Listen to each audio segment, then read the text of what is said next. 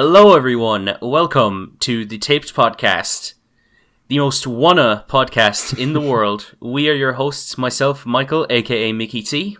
And me, Michal, aka Nostalgia.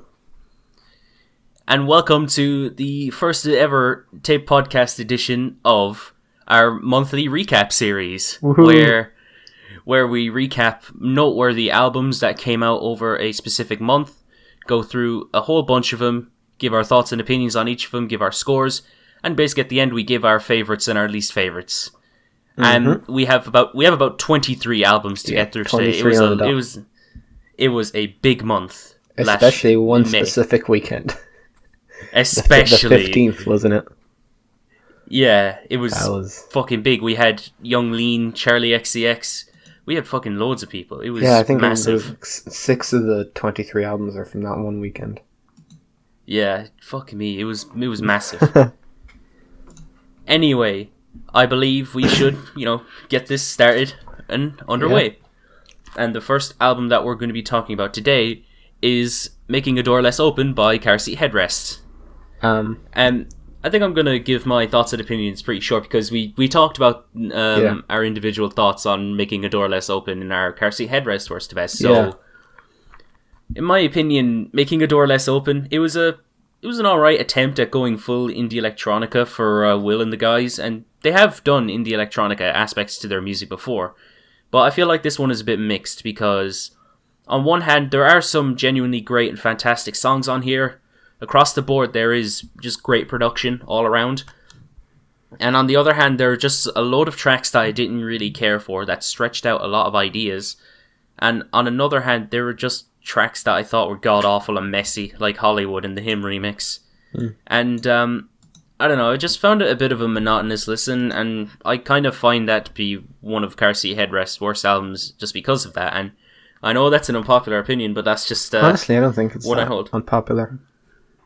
I suppose the reception was mixed, but like lots of people that I've seen in the community seem to really like the album.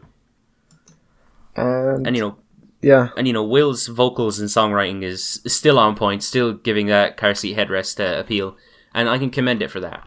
But other than that, I just found it a bit mediocre. But hopefully they can master this sound in the future. Like I'm all for it.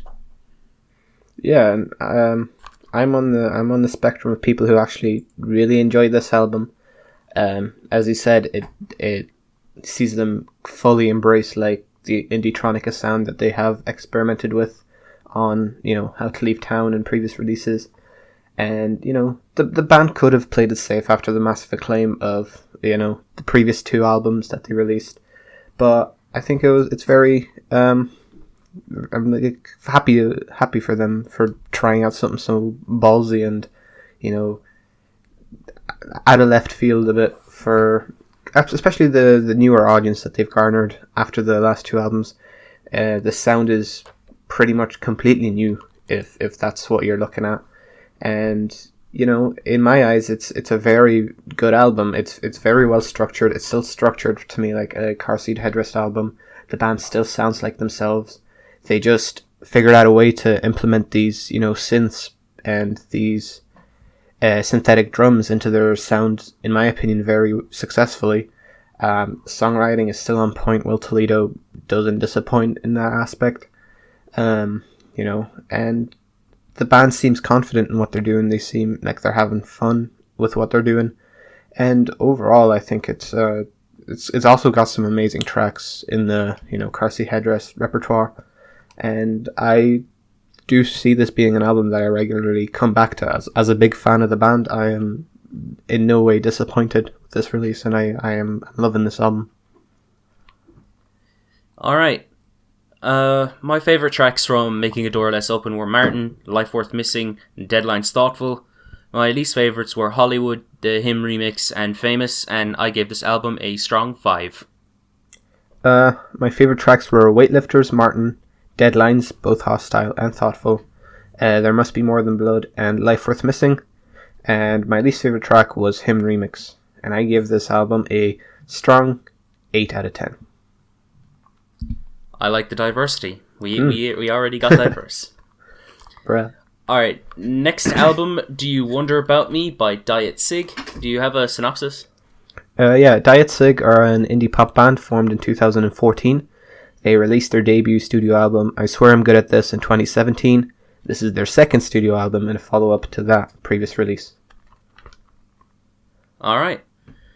While I do think that this album does have qualities that are pretty cool to it, personally I don't think it's that great of an effort. I just think it's pretty decent. That's all I really have to take away from it.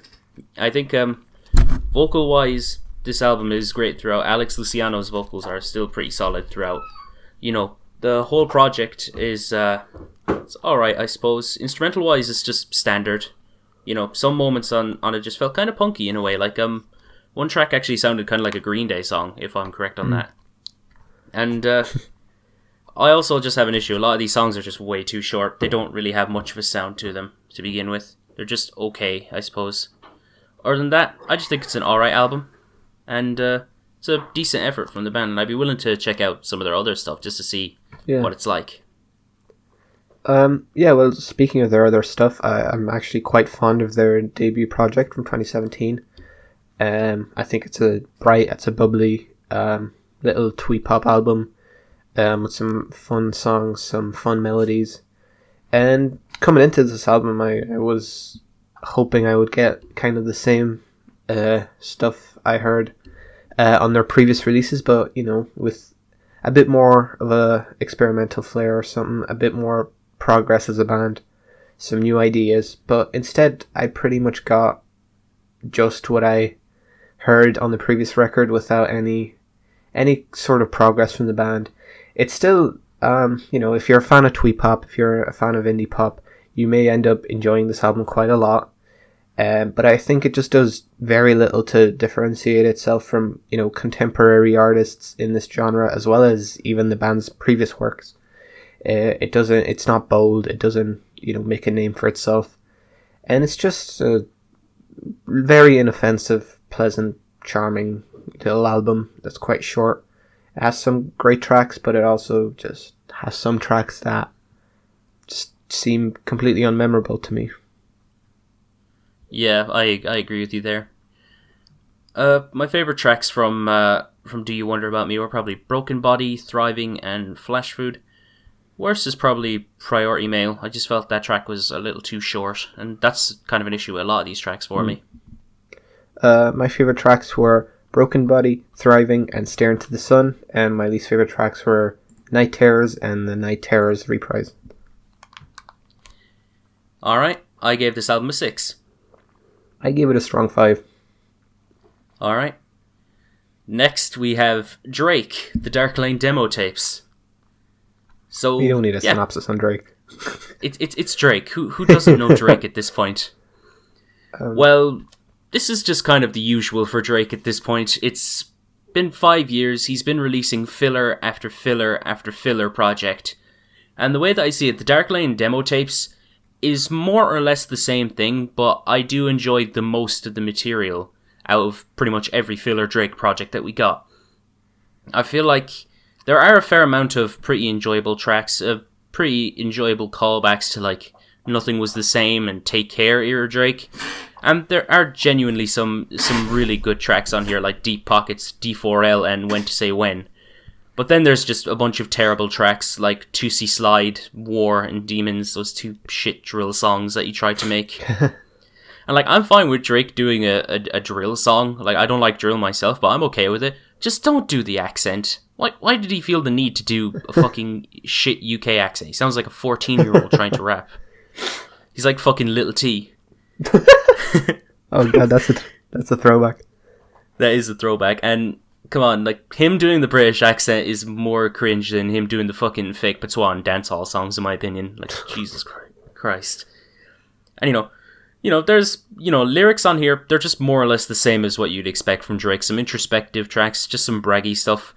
That one Michael Jackson line was questionable and somewhat hypocritical, to say the least. And I won't get into details, but...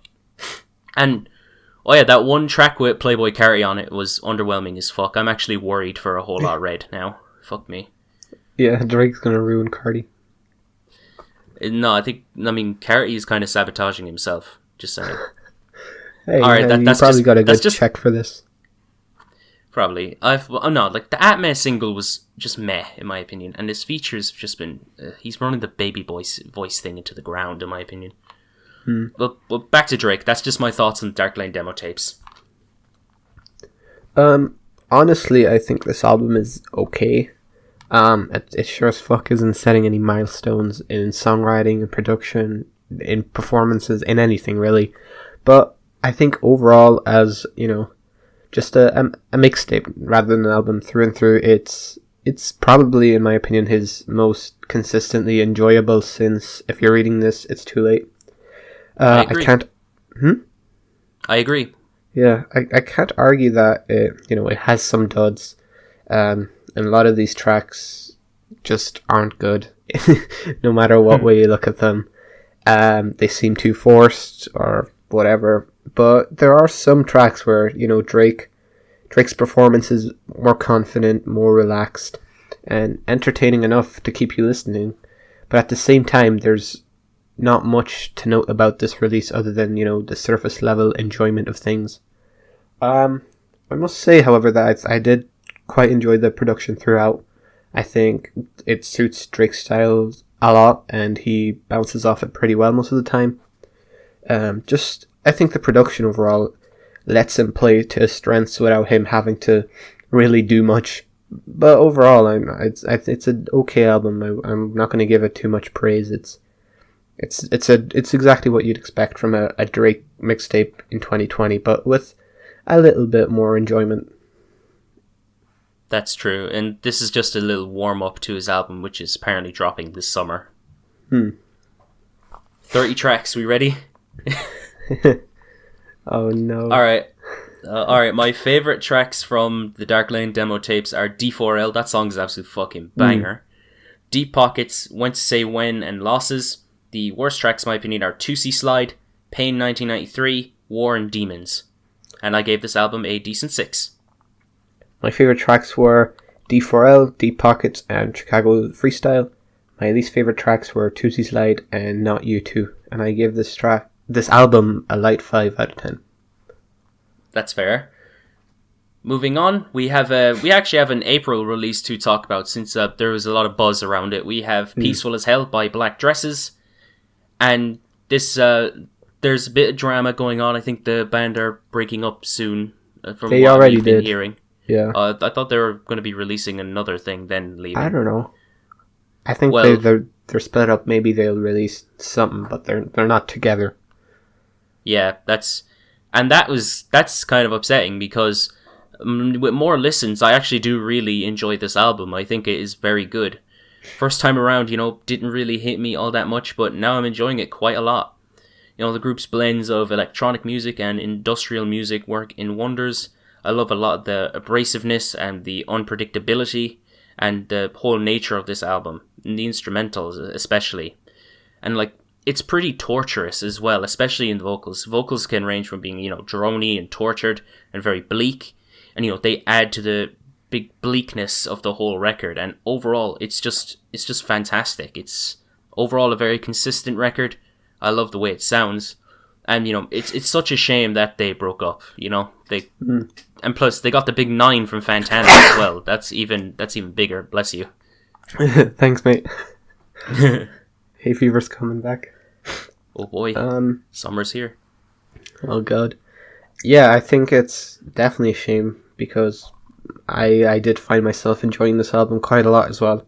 I think the album is every bit as dark, abrasive, and uncomfortable as it is bright, bubbly, and fun, and that combination is just molded together really well in this project. It works probably better than it should work, and overall it's a brilliant noise pop / industrial / bubblegum pop album, with so many twists and turns and different sounds and emotions that it just feels like a roller coaster of an album in the best way possible. I know, Fantano definitely hyped the shit out of it, and it's rightly so. I think it's definitely worth a listen, especially if you're a fan of noise pop, a fan of the likes of 100 Gex and Dorian Electra. They're definitely... Yeah, I'm glad 100 Gex grew on you. Oh god. Yeah. Yeah, and overall it's a very, very enjoyable album. Alright, my favourite tracks from Peaceful as Hell are Angel Hair, Mirror Girl, Maybe This World is Another Planet's Hell, and Creep You. My least favourite tracks would probably be Bliss and Stupidity, and I gave this album a light 8. My favourite tracks were Damage Suppressor, Mirror Girl, and Scared to Death. And my least favourite track was 666, and I gave this album a strong 7. Alright. Next album we're going to talk about is Glue by Boston Manor. Boston Manor are a UK alt-rock band, and this is, I believe, their third studio album. This album, for the most part, is played very well, but ultimately, for me, it's just a very middle-of-the-road alt-rock experience that is very predictable in a lot of ways. A lot of the track formulas are just pretty much all the same. It's kind of structured the same. A lot of them don't really have much differentiation from each other, and a lot of the times they could just get pretty boring. And you know, sometimes the vocals can be mixed like ass too. Even though I do enjoy the vocalist, and you know, he does a great job of what he's doing here. And overall, I just don't really see much appeal to this album, for me at least. I just don't really see myself returning to this album quite a lot because, like I said, it's just kind of middle of the road. It's just kind of there. But I'll give credit where it's due. Like, I do enjoy a fair few songs on here, and I do enjoy the vocals quite a lot. So yeah. Yeah, I agree. In my opinion, it's easily their worst release so far. I was never a huge fan of Boston Manor's previous work, but they definitely brought some, you know, interesting sounds, passionate vocals, and just fun pop punk tracks to the table.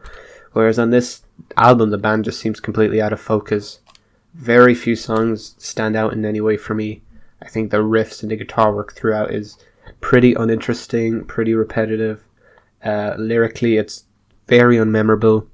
And overall, it's just a very cookie-cutter pop-punk album.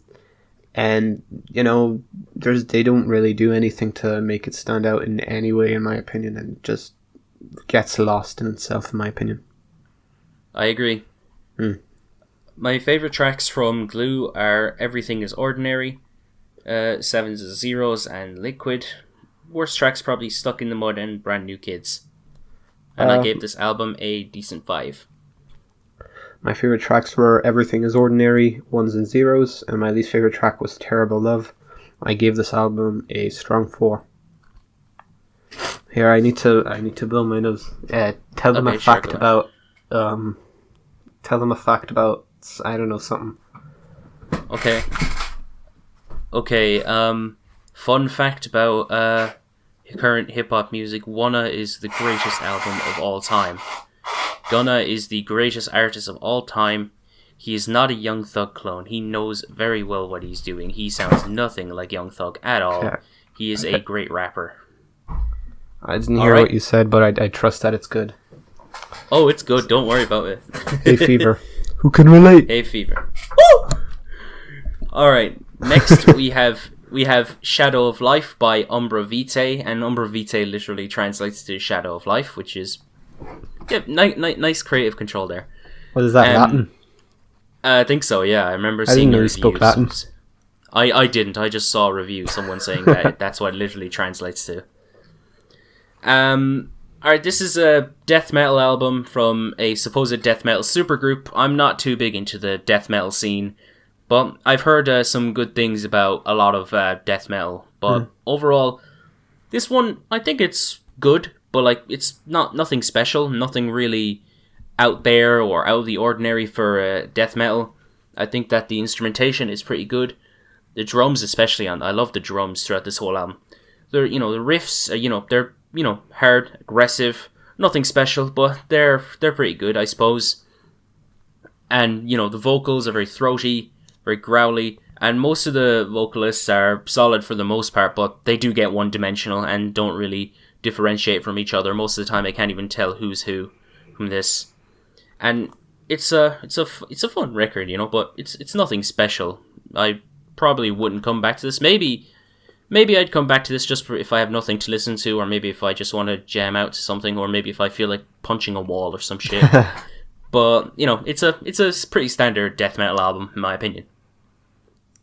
Yeah, overall I think it's a pretty impressive, short but sweet, in this case not very sweet, debut album from the supergroup, as you said.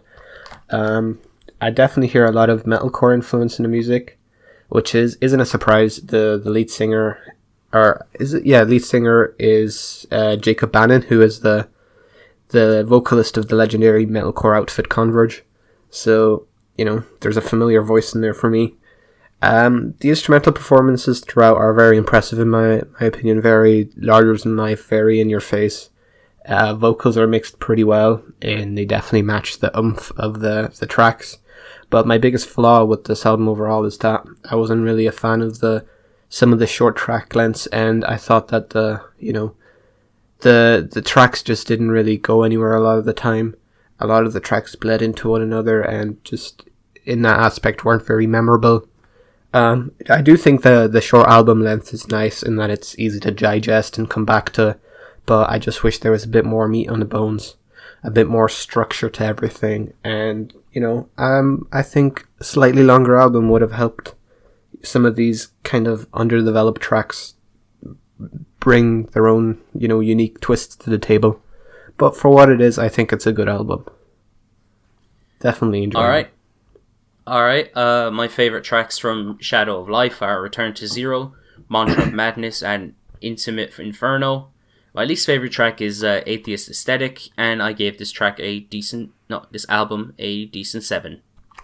My favourite tracks were Ethereal Emptiness, Fear is a Fossil, Shadow of Life. My least favourite track was Polluted Paradise, and I gave this track a decent 6. Album or track? Album, Jesus. Oh boy, moving on. Nav, Lord. Good Intentions. For Nav. Oh, Nav. Why fuck is Nav popular? Why is Nav popular? Who the fuck is listening to Nav? Why are you listening to Nav? Well, this is Nav's 5th studio album. He's a rapper crooner from Toronto. And in my opinion, this is his best album. But that doesn't really mean much, considering it's fucking Nav. Like, are you really going to get that much enjoyment out of a Nav project? It's the same as every other Nav album you'd expect. It's one-dimensional, it's substanceless, it's bland, but I feel like it's an improvement upon his previous work, because there is co-production on here from The Weeknd, and I feel like his co-production kind of helped the atmosphere a bit more. There are moments of, emotives and good inflections, decent features, especially from Lil Durk, surprisingly Gunna, and Pop Smoke. Rest in peace to Pop Smoke. Mm-hmm. And the lyrics, there are some pretty cringe lyrics on here, as you'd expect with a Nav album, but I feel like they're not as bad as some of his previous ones. Less creepy and less let's just say predatory. Like that one line where he says no, this one line just got me cracking up. I live with my mom and dad, I hate them both. Oh god, no. So good. And I think there was one where he said, poor Nav. I think, he's rapping from the perspective of his haters. And why is he obsessed with his haters is another thing. Who cares? It seems like it gets to you, dude. Nav, are you okay? Do you need a hug? And there was also the line where he said his jeweler pissed on him, which was, yeah. That's all I have to say. That's all I'm gonna leave it at. Yeah, right off the album, right off the bat, this album isn't good. It's just not good. I know that many people, including myself, share the sentiment that this is Nav's least worst album, and yeah, it is, but that is not saying much. Just as you said, it still shares a lot of flaws with previous Nav releases. The instrumentals, while not downright horseshit, they're very rarely interesting. I think they do just enough to set the mood and atmosphere of the track and provide a foundation for Nav, but nothing more than that. And, Nav is still an awful lyricist. He still sounds like he's 13. But I do have to say that he did bring a bit more life and a bit more oomph into his performances They definitely stood out a lot more than on previous releases.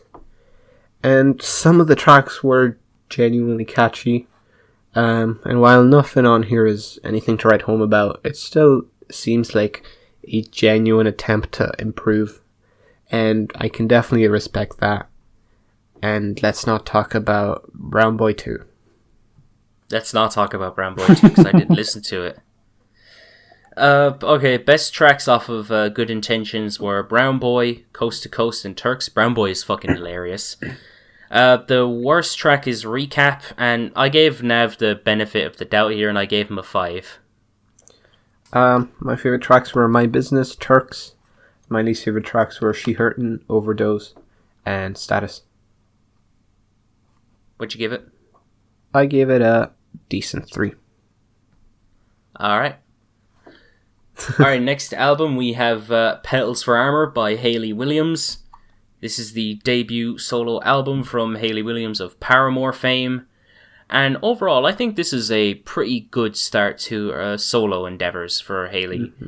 You know, this album sonically blends elements of art rock, you know, dance and electronic music. For the most part, it sounds pretty good and pretty enjoyable. Plus, the minimal approach that is taken on this album is really respectable.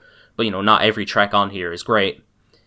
Hayley, as a songwriter, has some great moments, you know, painting a character portrait of a person, you know, who's vulnerable. Her vocals are great for the most part as well. There are plenty of standout tracks, but, you know, some tracks just definitely get lost in the track list and, you know, don't really stand out as much. And, you know, they could be cut from the track list, but overall, I have to commend Hayley. This is a pretty good debut album from her, in my opinion. Yeah, I will comment that I'm not a fan of the album release kind of cycle that Hayley Williams and, you know, Moses Sumney followed with releasing an EP earlier in the year. I didn't listen to the Hayley Williams EPs previously. I just wanted to listen to the full album. I did end up listening to the Moses Sumney Great Part 1 EP because I didn't realize that was just, you know, half the album. But yeah, I hope this doesn't become a common thing because I don't really get it. It's kind of been common for like a few years now. I think Kevin Abstract did the same thing with his album. Yeah, he did as well. It could be worse. You could be pulling a Joyner Lucas and releasing like 9 singles for your album. I'm sure that's what the 1975 did, except their album was 2 hours long almost. Fuck me. Alright, we'll get to that later on. Yeah. But overall, the final project, I think, is pretty damn good. I think it's definitely a good foundation for a very successful solo career for Hayley Williams. She's actually, considering she only joined Paramore when she was 16, she's been around for a while making music, and she's only in her early 30s. I think there's definitely a lot more potential to, you know, release some fantastic stuff in the future, and I think this definitely shows that. The songwriting is strong. You know, the production throughout, she did get some help from the Paramore boys when it comes to the production, when it comes to the instrumentation, but a lot of the directions, a lot of the, you know, foundations this album brings is based off Hayley's vision alone. And, you know, I think it's a strong album. I think there are some tracks that aren't as interesting, but it still has some brilliant tracks. I do think it becomes slightly less interesting in the later stages of the album. It does kind of drag on a bit, but through and through, I definitely really enjoyed this album, and I really can't wait to see what, you know, Hayley Williams brings with her solo career. I do really enjoy Paramore's later stuff, especially their most recent album, and, you know, I'm excited for this, you know, new saga. My favorite tracks from Petals for Armor was Leave It Alone, Cinnamon, and Roses, Lotus, Violet, Iris. Worst track for me was probably Sugar on the Rim, and I gave this album a light 7. My favorite tracks were Simmer, Leave It Alone, Roses, Lotus, Violet, Iris, and my least favorite track was Creepin'. I gave this album a light 7. Alright, next we have Descendants of Cain by K. I'm assuming that's how you say his name. I think it's Ka. K. I'm not too sure. I think I'll just say K-A. K-A. This is the latest album from East Coast rapper K. While it's not an overly, consistent record, I just feel like it's certainly very strong and another welcomed release from the underground hip-hop scene, because throughout the year we've actually gotten some really great abstract hip-hop albums from the likes of, Boldy James and Quelle Chris, and I feel like this is another welcomed addition for me.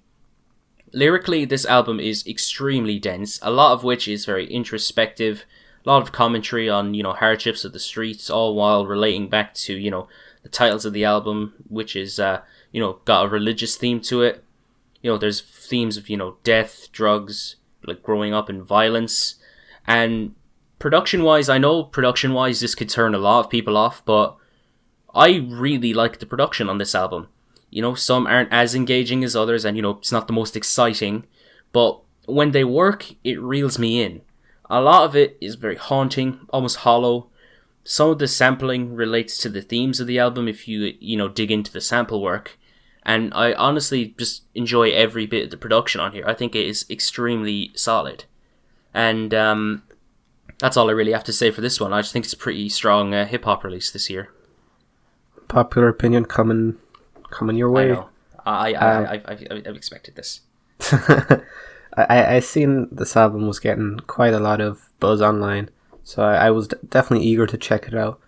I wasn't familiar with K's previous work. I heard about his 2016 album Honor Killed the Samurai. I never actually checked it out, but in the end, I definitely didn't seem to enjoy it as much as a lot of people seem to have. I think lyrically it's very strong, very profound, and I cannot deny Ka that he is a great lyricist. But his flow and the production choices just often failed to, grip my attention. Just throughout, the production didn't impress me. There were some tracks where everything gelled perfectly, but others where I don't think the performance from Ka and the production choices did anything to complement each other, to make the tracks stand out, to make them memorable. And honestly, if I do come back to revisit this album, it would mostly be for the lyrical themes and rather than the production or the sound of the album, because on that aspect it didn't really grip me. I don't think it was bad. I think it was an okay album, but I definitely expected a lot more from the buzz. Fair enough, I suppose. Agree to disagree. Fair enough. Yeah. Right. Yep. My favourite tracks from Descendants of Cain were Sins of the Father, Old Justice, Patron Saints, and My Brother's Keeper. My least favourite track was Land of Nod, and I gave this album a strong 7. My favourite tracks were Unto the Dust, The Eye of a Needle. My least favourite tracks were Every Now and Then. Least favourite track, I should say, I only have one. And I gave this album a decent 5 out of 10. Alright. Moving on, we have It Was Good Until It Wasn't by Kehlani. I believe this is her sophomore album, and overall I just think this album is just genuinely unmemorable and just very boring. Production wise, this album is, flat, it's by the numbers, consisting of the, popular blends of like R&B and trap, and, most of it is just sleep inducing. It's like the production you'd find on a fucking Nav album. It was just at least somewhat like, I don't know. Never mind. Kehlani as a vocalist is fine, and, she has some solid vocals at times, but the songwriting is just shallow as fuck. It's just so bland. It's so uninteresting. And, I feel like she's not really carrying this album at all.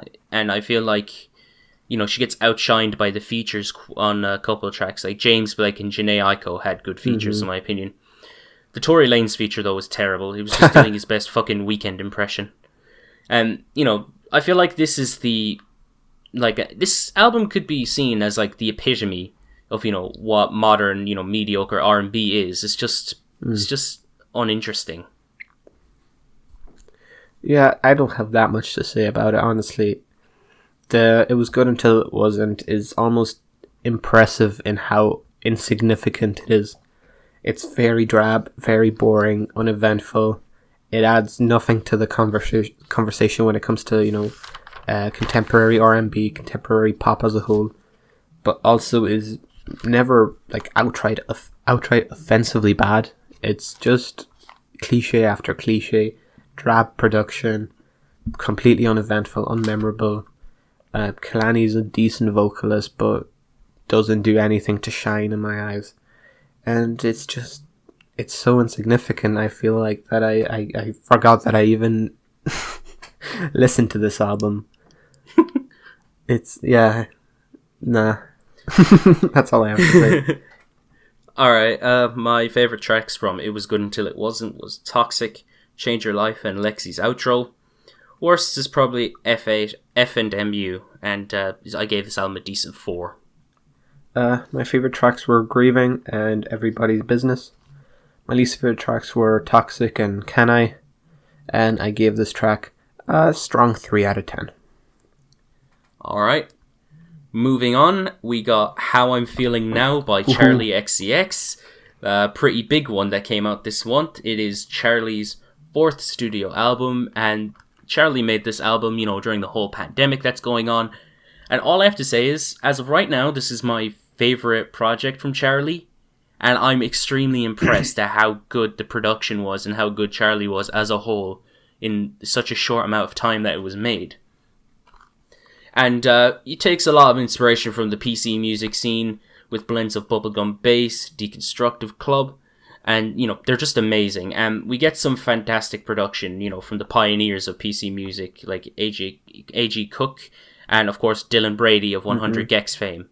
And I love how raw, how experimental it is, love how abrasive, in your face it is. It's got that signature sound of, PC music, and I think it sounds amazing. Charli herself was fantastic on it. She matched the instrumentals and gave some really great performances vocally and lyrically. And, a lot of these themes that, Charli talks about often relate back to, the whole, like, how everyone is feeling during, the whole crisis, Yeah. And it's, like I said, it's impressive the quality that this album is in the short amount of time that it made. And it's probably one of my favorite albums of the year so far, and it's probably my favorite Charli XCX album as a whole. Yeah, I agree. I've been quite fond of Charli XCX music for quite a while, and this is my favorite album thus far. I think the production is brilliant. It really captures the essence of bubblegum bass of PC music as a whole. The production very raw, very abrasive. It sounds as DIY as an album could, which is very fitting for the circumstances. And the fact that she got all the producers together, she crafted all these songs, she put everything together in so little time in like these dire circumstances is very impressive. Songwriting is brilliant. It's very memorable, and I think this may be her most intimate, in my opinion, album thus far, her most personal album. The tracks are explosive. They're so in your face, so memorable, every single track. And as a whole, it's just a brilliant album. And the fact that she could have arranged this and crafted this and released this in a month, was it? How long did it take? Something like 2 months, I think. 2 months. What? That's that just shows that's impressive as fuck. This is not going to be the last good album we'll be getting from Charli XCX, and I think she's making PC music her bitch at this point. And I mean, a lot of the stuff that comes out of PC music is great in all, Mm-hmm. Okay, so my favorite tracks from How I'm Feeling Now are C 2.0, Claws, Pink Diamond, Forever, and I wrote this down as my least favorite track, but it grew on me so much, I finally understand. And I gave this album a decent 8. My favorite tracks were Pink Diamond, Forever, Detonate, Anthems, and Visions. My least favorite track was 7 Years, and I gave this album a decent 8 out of 10. Nice. Moving on. 7 years. Oh god, no. Stop. What the fuck happened to him? Is he still alive? I don't know. Oh god. Alright, moving on. We have Set My Heart on... He's probably 8. I don't know. Why are we just ripping into this What's his guy? name? What was it? Lucas Graham. Graham. Oh Yeah. my god. He's probably like fucking 25 or something. Jesus I don't know. Christ, that song, holy shit. Alright, next... Can we just move on? Sorry, I just forgot about that song. I fucking hate it so much. Same, it's so fucking generic. It's everywhere. Alright, moving on, we have Set My Heart on Fire Immediately by Perfume Genius. Mike Andreas comes through with a very cinematic and very beautiful, yet really disturbing record. First time around, I didn't really enjoy it, but, you know, with more listens, I got used to it, and I do genuinely really enjoy what Mike had to offer on here. You know, Mike's vocals throughout the album are very soft, they're also very soothing as well to the ear, and I feel like production-wise, this album is very hollow, while sounding very serene, you know, beautiful. Sometimes it can be very eerie as well. And, you know, I love the, you know, ray of emotions in the production and the songwriting. And, you know, just overall, it just creates a really, you know, soothing and, like, very yet disturbing atmosphere for me. I really do enjoy what Perfume Genius had to offer on this. Yeah, this is a very good album. I think Mike gives some fantastic, very passionate, very full of life, very personal performances as per usual. Instrumentation throughout, as you said, it's very lush, very, very personal in terms of production as well.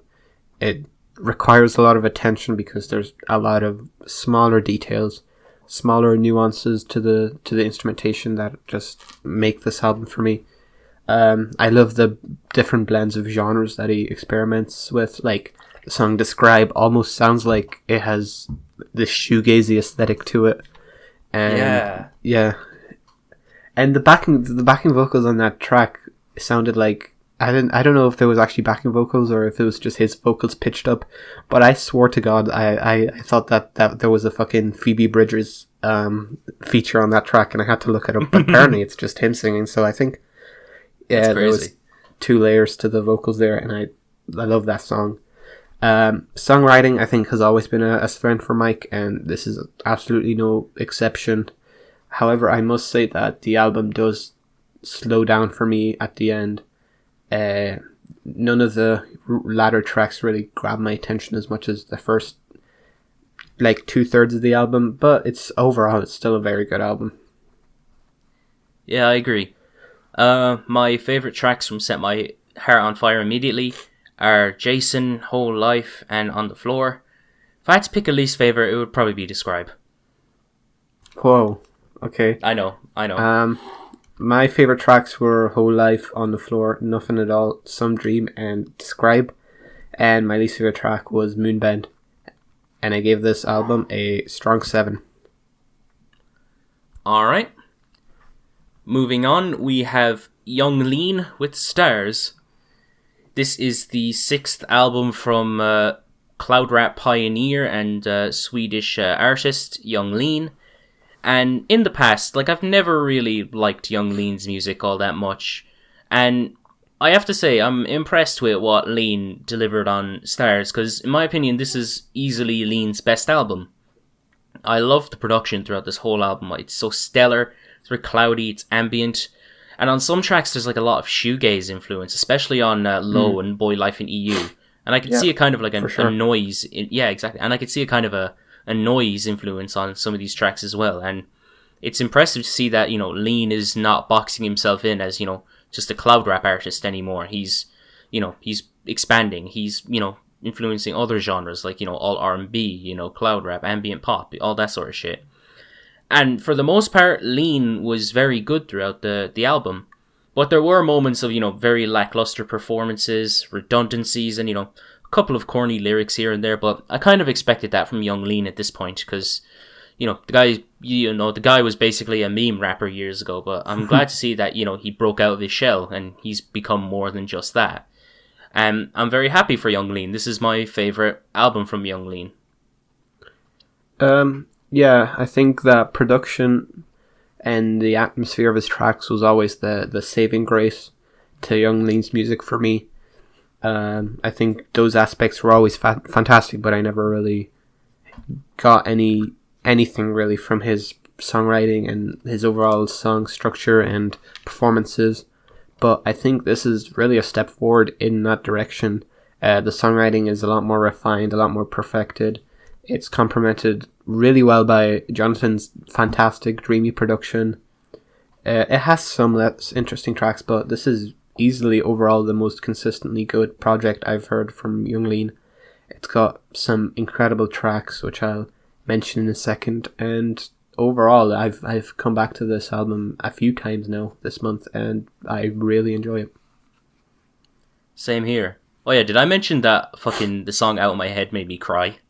No, you didn't. No, I mentioned it in my review, but like of this album, but not here. But not here, but like, yeah. So Out My Head is my favorite track. Then Boy Life in EU and Violence. Worst is probably Yayo. I didn't like that song. That song was supposed to have a Playboy Carti feature apparently, but it got removed from his label. And overall, I gave this album a decent 7. My favorite tracks were Boy Life in EU, Stars, Pikachu, Put Me in a Spell, and I agree, least favorite track was Yo. I gave this album a strong 7.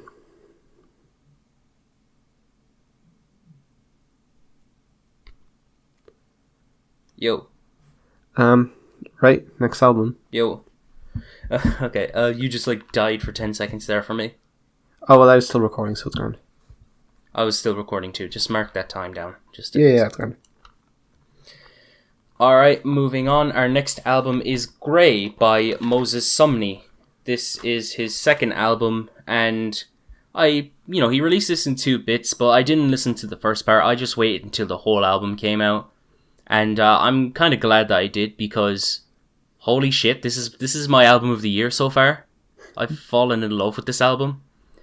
The production throughout this whole album is fantastic. I love the various genre blends of, ambient pop, jazz, and neo-soul.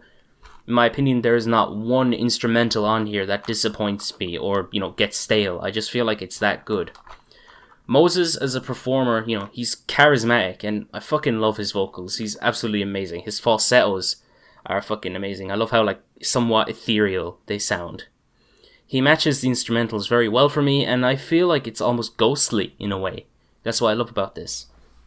And I do enjoy a lot of the lyrical themes too, involving masculinity and race, and I feel like it's well written, and I feel like this album is just in a league of its own. It's just an amazing album for me, and yeah, it's my album of the year so far. I don't like it anywhere near as much as you do, but I still think it's a decent album. I think the highs on this album are fantastic, but there are quite a good few tracks that just don't really do anything for me. I admit this album it's quite profound, very lush, very well written, very elegant. Moses Sumney's voice is amazing. But even though there are stretches of the album that I really enjoy, that are, brilliantly written and performed, there are some aspects to the album and some stretches to the album that I just don't find really interesting, that don't hook me in at all. A lot of the tracks for me sound almost indistinguishable from one another, and for me the album just kind of fails to spice things up, to make things more interesting, and as a whole, my listening experience kind of takes a hit from kind of, in my opinion, the monotony of some of these tracks, which is not a popular opinion, but I just, it's good. It's just not something I would come back often because of the highs. I will say this again, the highs on this album are fantastic. I just don't think it's consistently as good as it could be. I disagree. Okay, my favorite tracks from Grey are Conveyor, Color, and Me in 20 Years. I have no least favorite tracks, and I gave this album a decent 9. My favorite tracks were Really, Cut Me, Neither Nor. My least favorite tracks were Keeps Me Alive, Lucky Me, and I gave this album a strong 6. Okay, I'll agree. I'll disagree, and I'll respect your opinion and all. Yeah, understandable. Okay, alright, next album, I think we might agree on this. Future, High Off Life. And, fuck me. It's a Future album. Like, I mean, I like a lot of Future tracks, and, there are some albums that I do honestly enjoy from Future, like the self-titled album and The Wizard. But honest to God, I think this is one of Future's worst albums. I fucking hate the production on this album. The production is just so unmemorable. It's a massive downgrade from what I would normally want from Future. And it's just so damn thin. Like, a lot of the production just feels just so flat and non-existent. And, I feel like this is a massive downgrade from The Wizard, which I loved a lot of the production on that album. Future on this album is genuinely uninteresting. His performances are extremely bland. He's unmemorable. He gets outshined by his features quite a lot on this album. And there's 2 Life is Good versions on this track. Why do we need 2? Not only do you have one with fucking Drake, then you have another remix that has fucking Lil Baby and DaBaby on it. Like, come on. And who let this man put 21 tracks on an album? It is too fucking long. It's bloated. And ironically, the songs I liked had features, And some of the songs that I liked didn't even sound like they belonged on a fucking Future album. Like the song with Lil Uzi, which is... I'll get to it soon, but it literally sounds like it came straight from Lil Uzi versus The World 2. So, Future, High Off Life, yeah. Not good. I agree. I think High Off Life has some promising moments, but a lot of this album is just completely uninteresting, monotonous. The production is very inconsistent. It's either great or complete dog shit, and especially some of the sampling used throughout is just headache-inducing. And it's just not that much for me to say. It's just another poor, boring, inconsistent, way too long album from Future, which is something he definitely excels at at this point. But yeah, I don't have that much to say. I didn't like this album. Okay, my favourite tracks from High Off Life were All Bad, featuring Lil Uzi Vert, 100 Shooters featuring Meek Mill, and Trillionaire featuring Youngboy. Notice how they all have features. And the worst track was Harlem Shake with Young Thug. Fuck me, that song is boring. Guess what? What? My favourite tracks were All Bad, 100 Shooters, and Trillionaire. And my least favourite track was Harlem Shake. No fucking way. Oh, Jesus Christ. I forgot to give my score. I gave this album a 5. I gave it a 3. You're going down the Fantano road. He gave it a 3 as well, I think. Yeah. Alright, next album is Reunions by Jason Isbell and the 400 Unit. And I do really enjoy this album. I think it is a very good Heartland Americana album that has some, great traditional yet cinematic alt-country production that sounds pretty fantastic, alongside some pretty strong vocals and some very strong songwriting. While some songs don't hit me like others, it's pretty clear that care was put into this album, and it was truly a very, very heartfelt experience. There's, some fantastic songwriting moments, by far some of the best I've heard this year, and Jason Isbell proves that, he's a talented individual, and as well as the 400 Unit. And, yeah, this is probably one of my favourite country releases of the year. Well, it's not complete country, but it's one of my favourite. It's alt country. Yeah, it's one of my favourite, I'll just say country-esque releases of the year so far. Yeah, for Jason Isbell, in my opinion, continues to carry the torch for good country and Americana music. Shows us, along with other artists like Sturgill Simpson and Chris Stapleton, that the genre is definitely not all bad. It's definitely not gone to complete shit. There's still good acts out there, especially in the alt country scene. And Reunions isn't exactly anything new for Jason Isbell, but it's just another set of really well written, passionate, brilliantly performed alt country tracks that are definitely worth checking out if you're a fan of country, if you are a fan of Jason Isbell's previous works, and even if you think that the whole country spectrum is without its good artist, I think you should definitely give Jason Isbell, maybe not this album, maybe some of his previous releases, a try, and see for yourself that it isn't all bad. It's not all bad. It's sad when Sam Hunt has more fucking monthly listeners than this shit. Twice as much, I think. That's sad. Fuck me.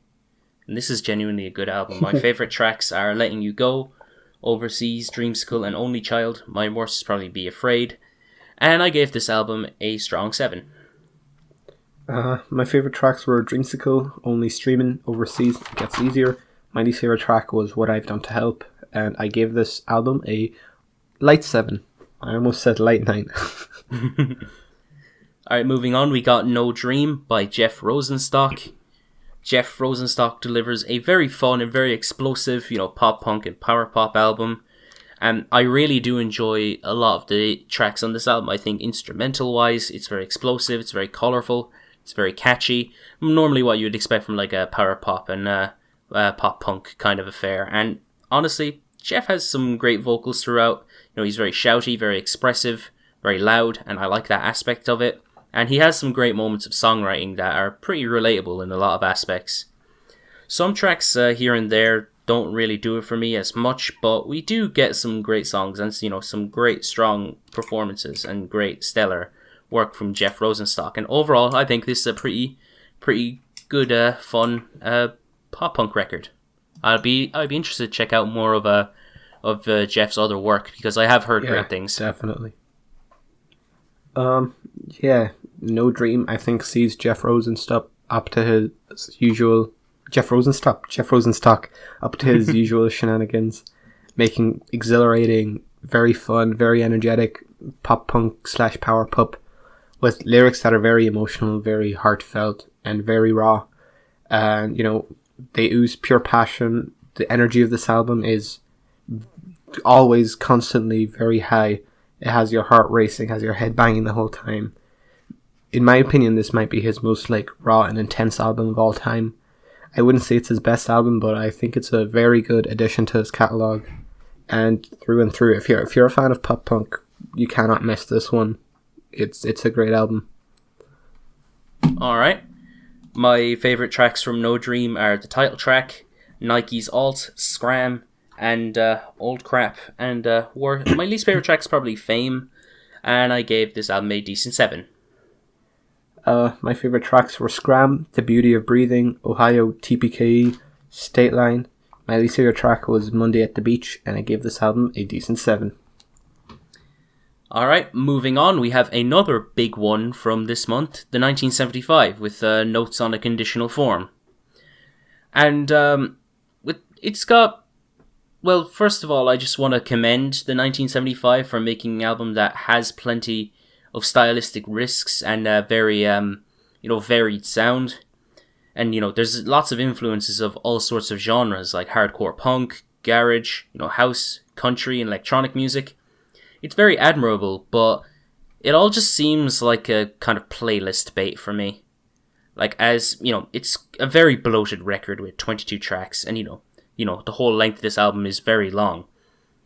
And everything, it sounds great production-wise because I'm pretty certain the 1975 are a big enough band, and there's a lot of material that I don't really care for on here. Like, they do try a lot of stylistic risks, and the two orchestral interludes. I feel like they were just put there just to make the album seem like it has some sort of cohesion, but in reality, it's just kind of masking how kind of disjointed and all over the place this record is for me.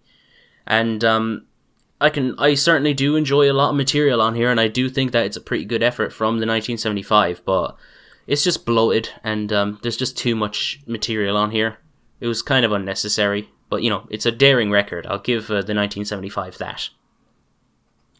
Yeah, Notes on a Conditional Form is definitely a spectacle of an album, for better or for worse, and in my opinion, it's almost entirely for better. Usually, you can kind of tell the rough aesthetic, the rough direction an album's going to go in, leading up to its release from the singles that the band releases. And in this case, the 1975 released a whole 8 tracks before this album even came out, and I still had no idea what this album was going to be like.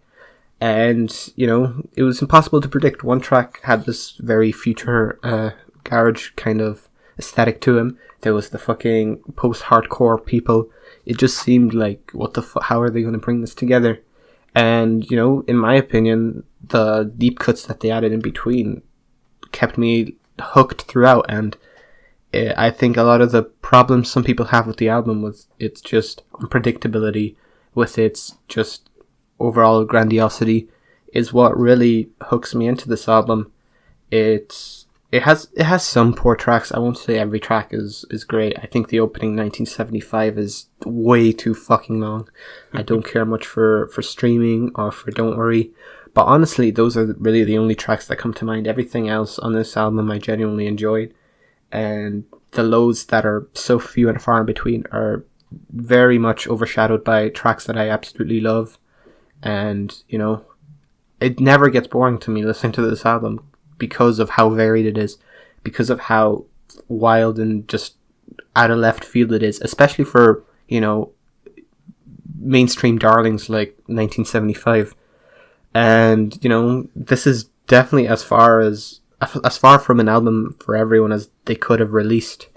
And it's definitely the most ambitious thing they've ever done. And to me, it's the most enjoyable and unique 80 minutes the band has ever given us. It provides enough soundscapes and genre blends and ideas that a lot of artists wouldn't even be. I think it's straight up just them being so egotistical that they think they can pull this off. No one else would have the balls to do this.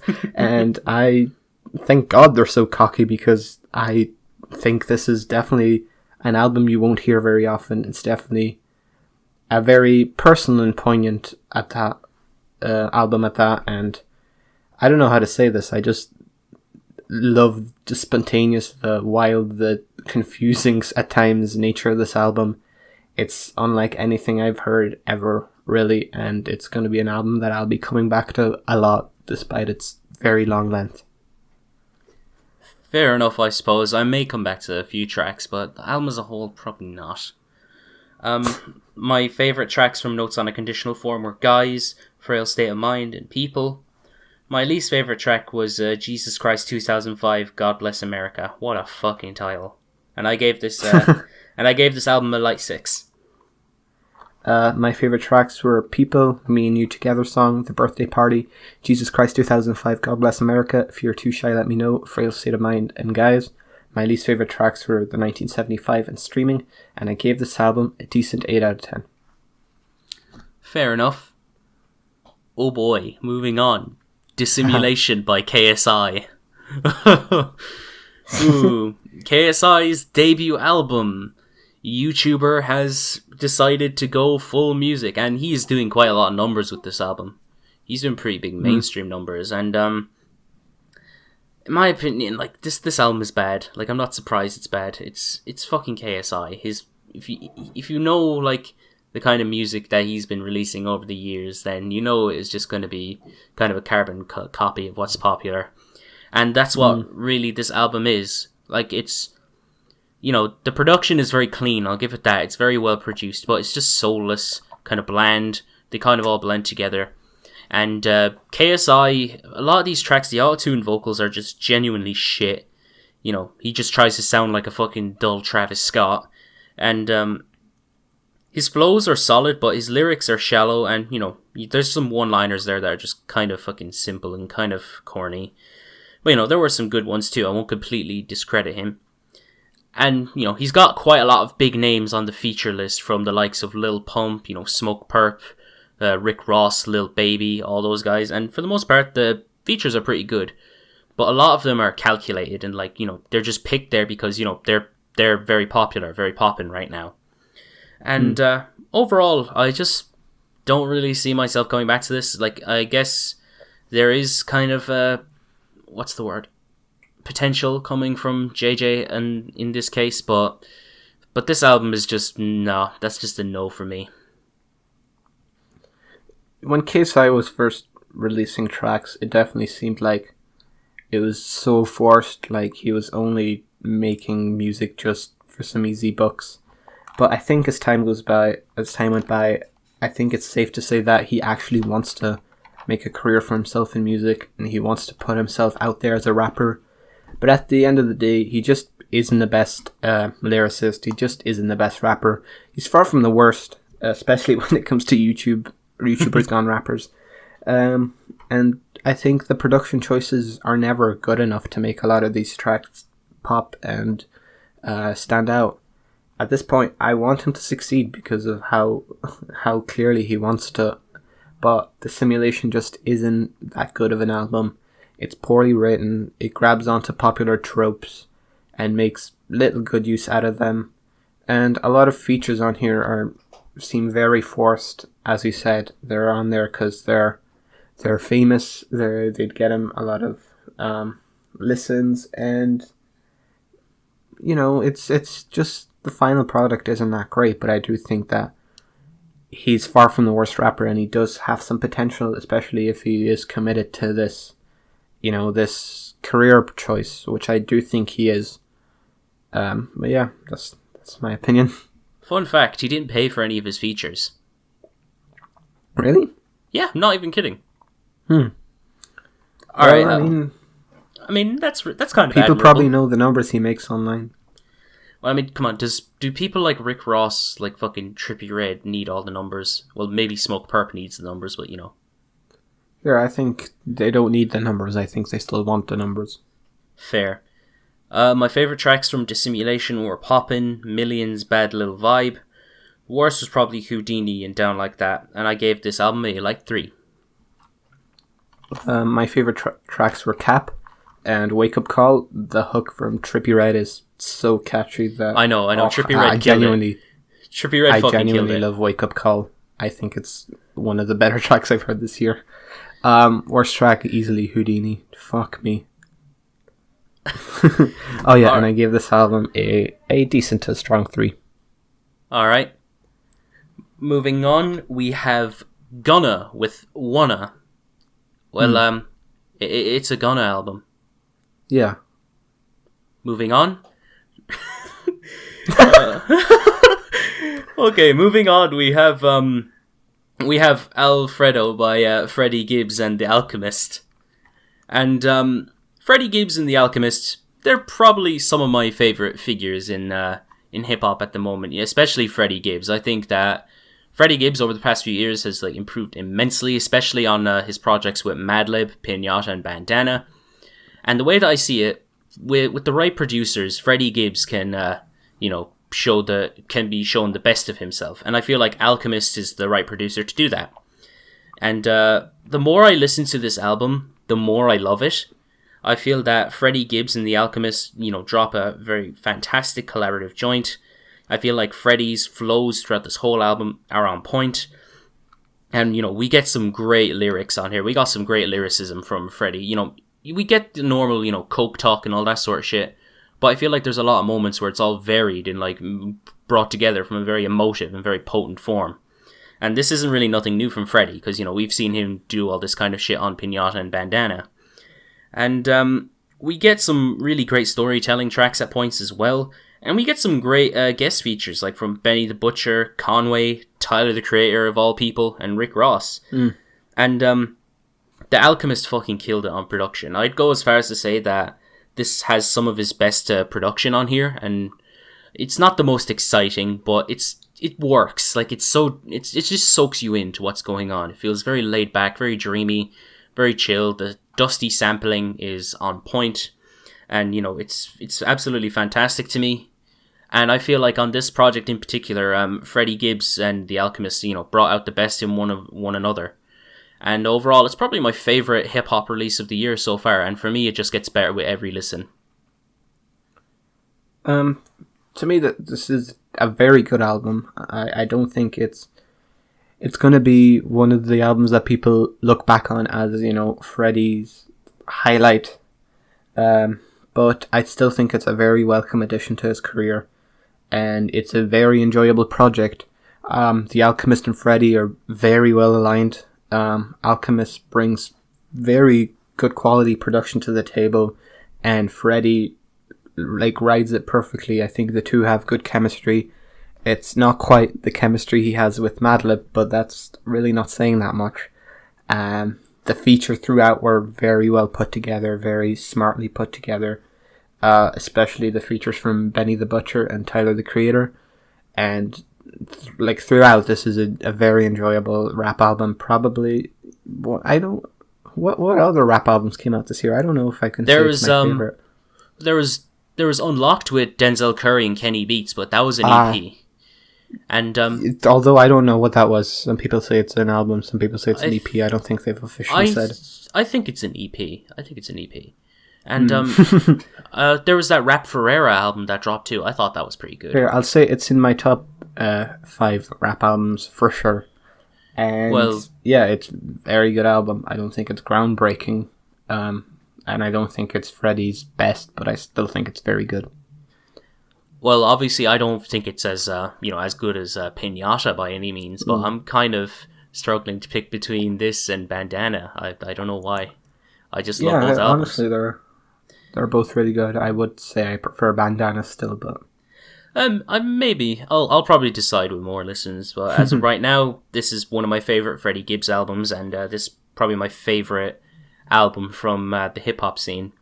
My favorite tracks were Sky Beam, Something to Rap About, and Babies and Fools. My least favorite was probably God is Perfect, and I gave this album a decent 8.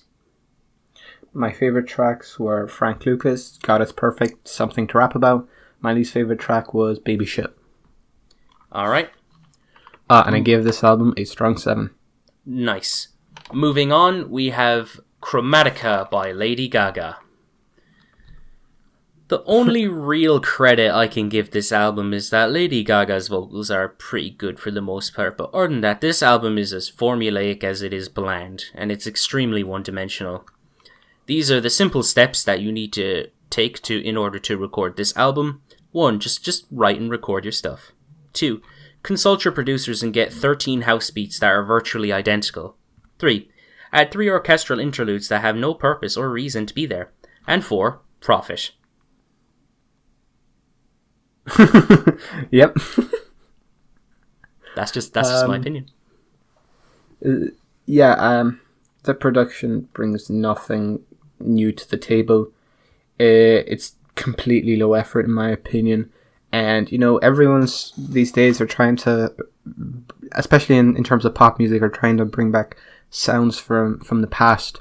And I think Carly Rae Jepsen did that brilliantly with the 80s. Dua Lipa did that brilliantly with the 90s, and it just sounds like Lady Gaga's trying to do that with the early 2010s for some reason, which were like the fucking depression era of pop music, and it sounds awful. A lot of the production on this,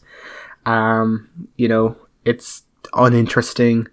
It's at times ear grating when it comes to the production. I was never really a fan of Lady Gaga's voice, even on her previous, more listenable albums. I just wasn't that fond of it. And I have to I usually will leave the specific songs until best and worst tracks, but Jesus Christ, 911 was so awful that I've listened to this album, I think, like 3 times. 3 times. Every time I could not get to the end of 911. It fucking hurt. It hurt. I agree with you there. 911 is just complete trash. It's so trash. Alright. Yeah, that's all I have to say. Alright, my favourite tracks from Chromatica are Alice, Stupid Love and Free Woman. Worst were 911 and Babylon, and I gave this album a 4. My favourite track was Stupid Love. My least favourite track was 911, 100 times 911, 911, 911, 911. Fuck me, it's honestly my least favourite track of the year, even taking Yummy into consideration. I wouldn't go as far as to say it's worse than Yummy. I fucking lose my mind anytime I try to listen to that track. I crawl up. The fucking vocal performance is calculated to be the most annoying fucking vocal melody of all time. I crawl up in a corner and cry whenever I listen to Yummy. It's that trash. This is me with this track, honestly. I gave this album a light 3. Alright, moving on to the final album for our monthly recap. Ooh. Lil Boat 3 by Lil Yachty. And this is his fourth studio album.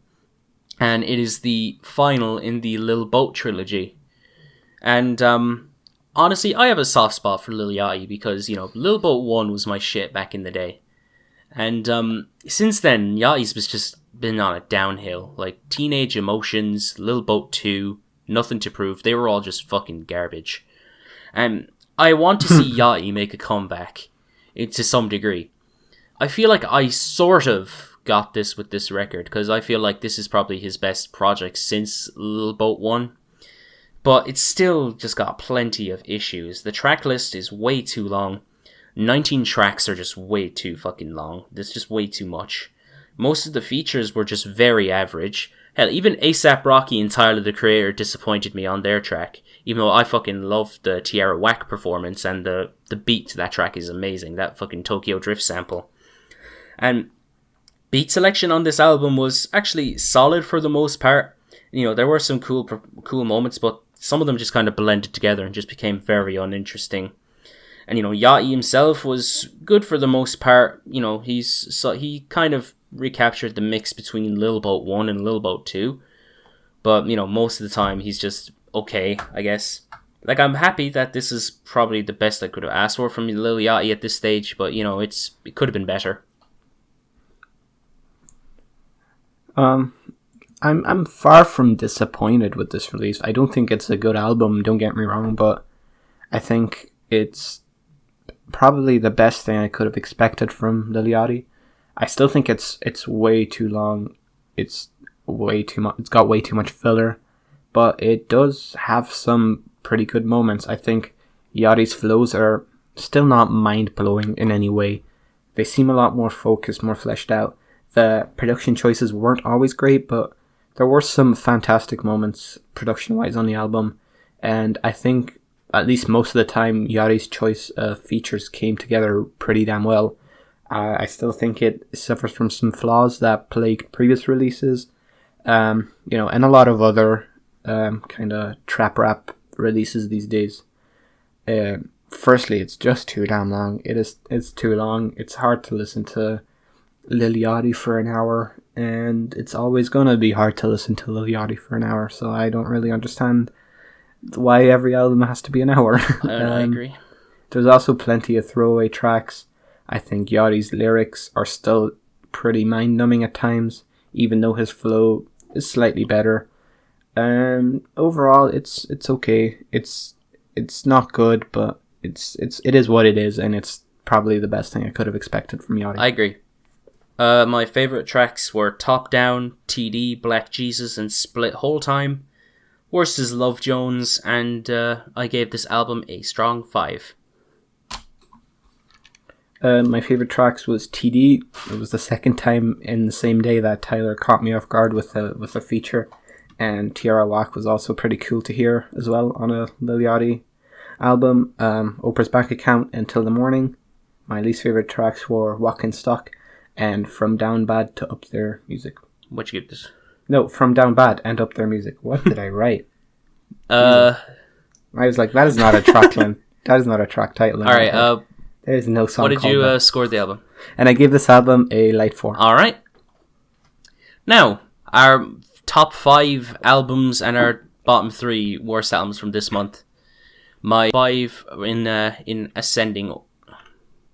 Should we call them out one? Yeah, sure. We'll start at number 5. Mine was Perfume Genius with Set My Heart on Fire Immediately. Mine was Freddie Gibbs and The Alchemist. My number 4 was Peaceful as Hell, Black Dresses, even though that was April, but it's this episode. Yeah, still. My number 4 was Black Dresses. My number 3 was How I'm Feeling Now, Charli XCX. My number 3 was Charli XCX, How I'm Feeling Now. My number 2 was Alfredo, Freddie Gibbs and The Alchemist. My number 2 was Seat Headrest, Making and the Door my Less Open. number 1 was Grey by Moses Sumney. My number 1 was the 1975 Notes and a I'm actually Condition very of War. surprised that you liked it as much as you did. I am too, don't get me wrong. Bottom 3 albums that we've heard from this month. My number 3 was It Was Good Until It Wasn't, Kehlani. My number 3 was... My number Kehlani, 2 was Chromatica, Lady Gaga. And my number 1 and the biggest stinker of the month for me, Dissimulation by KSI.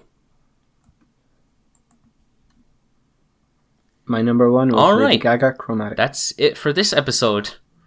Do you want to announce what we're doing next week?